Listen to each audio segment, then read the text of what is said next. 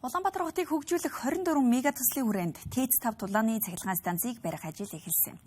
Тус цахилгаан станц ашиглалтанд орсноор 5 шар 21-р хороолол Хилчин одхон, Баяушуу 3-4-р хороол болон 1-р хорооллыг дулаанаар хангах юм. Тэгвэл төслийн ажил эхэлсэн ба дулааны 2-р цахилгаан станцын үнс хуримтлуулах талбайд тус станцыг барихаар төлөвлөжээ.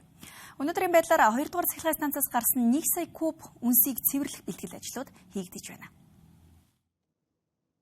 Дулааны цахилгаан станц 5 нь 300 мегабайт цахилгаан, 340 гикал дулааны эрчим хүч үйлдвэрлэх хүчин чадалтай станц бөгөөд Улаанбаатар хотын дулаан хангамжийн их үүс зүрийг нэмэгдүүлж, хотын баруун бүсийн дулааны хэрэглээг хангах юм а. Улаанбаатар хотод хамгийн сүүлд 1983 онд дулааны 4-р цахилгаан станц, 2015 онд Амгалангийн дулааны станц ашиглалтанд орж байсан. 1983 оноос хойш 42 жил дулааны цахилгаан станц баригдаагүй байна. Шинээр одоо 340 гикал цагийн дулаан үйлдвэрлэх их үүсвэр бий болсноор за одоо тухайн орчин Баянгол дүүрэг 5 шар тэр орчмын одоо барилгачлалтыг одоо нэмэгдүүлэх. За дулааны цахилгаан станц 4-өөс одоо хотын одоо баруун захаас бараг зүүн зах хүртэл одоо сансар хүртэл одоо ТЭЦ 4-өөс дулааны цахилгаан станц 4-өөс дулаан хангамжийг хангаж байгаа шүү дээ. Тэгвэл одоо бас нэг тодорхой хэмжээнд ТЭЦ 4-өөс хангаж байгаа дулааныг хуваалцаад дахиад нэмж өөр бүсүүдэд одоо дулаан хангамжийг одоо шийдвэрлэхэд ийм дэмжлэг өгөх ийм их үүсвэр. Яг одоо ТЭЦ дулааны цахилгаан станц 2-ын одоогийн ийм одоо үнсэн сангийн талбайг ашиглаад хамгийн орчин үеийн одоо усны хэмнэлттэй агаарын хөргөлттэй ийм одоо 300 мегаваттын дулаан цахилгаан хослон үйлдвэрлэх станцыг барина. Хотод өгч байгаа хамгийн гол ач холбогдол бол хотын дулаан хангамжийн их үүсвэрийг нэмэгдүүлж байгаа байх юм. Төслийн бэлтгэл ажлын хүрээнд газар чөлөөлөлт, дэд бүтцийн шийдэл, техникийн нөхцөл зураг төслийн ажлууд үе шаттайгаар хийгджээ.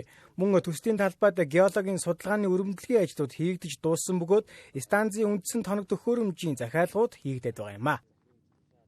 За үзэгчдээ би яг одоо дулааны 5 дугаар цахилгаан станцын төсөл хэрэгжүүлж байгаа талбай дээр ирсэн байна. За төслийн нийт талбай бол одоо 26 га талбай байна. За 26 га талбайны харин 16 гаад нь бол одоо 1962 оноос хойш 2 дугаар цахилгаан станцаас гарсан үнс бол хуримтлагдсан байгаа байна. За одоо төсөл эхлүүлэхийн хамгийн ихний шат нь бол одоо энэ миний ард харагдаж байгаа энэ үнсийг одоо зайчиж холдуулж байж одоо төслийн талбайг суур бетоныг бол цотгох ажил эхлэх юм байна. Тэгээд энэ үнс нь бол нийтдээ 1 сая одоо куб үнс одоо хоримтлагдсан байгаа гэдгийг хэлж байна. Хамгийн гүндээ бол одоо 8-аас 10 м, за нэмгэн газартаа бол одоо 4 м-ийн зузаатай энэ үнс хоримтлагдсан байгаа. Хамгийн ихний ажил бол энэ үнсийг одоо зөөвөрлөж одоо өөр одоо газар булшлах юм ажил эхлэх гэж байгаа юм байна. Одоо өнөөдөр энэ талбай дээр бол хийгдэх ажлууд маань үргэлжлээд явж байна.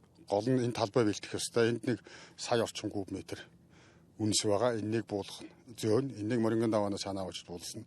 За мөрөнгөн даваанаас цаана энийгээ булшлах талбайгаа бэлдээд явж байгаа. За энэ үнснээ дор нөгөө 142 ширхэг өрөмдлөгөн ажил хийгдсэн. Геодезийн одоо энэний дагуу зураг төслүүд нь хийгдээд газрын бүтцний судалгаанууд одоо мэргэжлийн байгууллагууд хийгээ явж байгаа. За ер нь 26 онд хийх энэ онд дуусгах ажил бол энэ бүх үнсүүдийг зүү дуусгах талбайгаа бэлдэнэ. За бүх тоног төхөөрөмж барилгуудын сууруудыг цутгаж дуусгах ийм л ажил энэ жил хийгдэх ёстой. За одоо газар хөлдгөөс өмнө. За газар хөлдсөний дараа бол тоног төхөөрөмжөө оруулж ирэх, тэрнийгээ байрлуулах талбайгаа бэлдсэн байна. Тэнд буулгаж авах ийм ажлууд дараачин одоо улирлын дулаан цаг болтол хийгдэнэ.